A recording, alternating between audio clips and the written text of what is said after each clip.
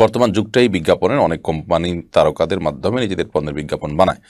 Showroom উদ্বোধনের জন্য তারকাদের ইনভাইট করে, পণ্যের গুণাগুণ না জেনে শুধু পয়সা কামানোর জন্য বিজ্ঞাপনের মডেল হওয়া, পণ্যের ছাপাই গাওয়া ইসলামে কতটুকু সমর্থন করে?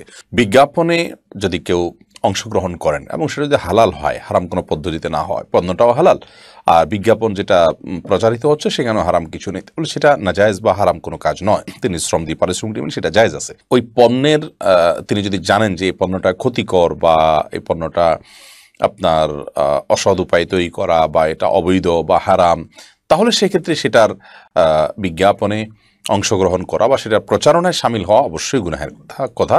এটা যিনি প্রচার করবেন তার দায় তিনি এড়াতে পারবেন না, যদি এরকম কিছু থাকে। আর যদি সেরকম কিছু না থাকে, তাহলে সেক্ষেত্রে ওইটার সাপাই গাওয়াতে, ওইটা ভালোটাকে নিজে যতটুকু জানেন ভালো, সেটাকে ভালো বলাতে কোনো অসুবিধা নেই। এটা অনেকটা আমাদের বিভিন্ন সলিসিটর, বিভিন্ন উকিল যারা আছেন তাদের মতো। তারা যদি কোনো একটা কেস জানেন যে এটাতে তার ক্লায়েন্ট অন্যায় করেছেন, তাহলে সেক্ষেত্রে তার ক্লায়েন্টকে বাঁচাবার জন্য কৌশল অবলম্বন করা, মিথ্যা কথা শিখিয়ে দেওয়া বা তার পক্ষে মিথ্যা কথা বলা, যেটা জানেন তার বিপরীতটা বলা, এগুলো সবগুলোই কিন্তু অন্যায় এবং অপরাধ।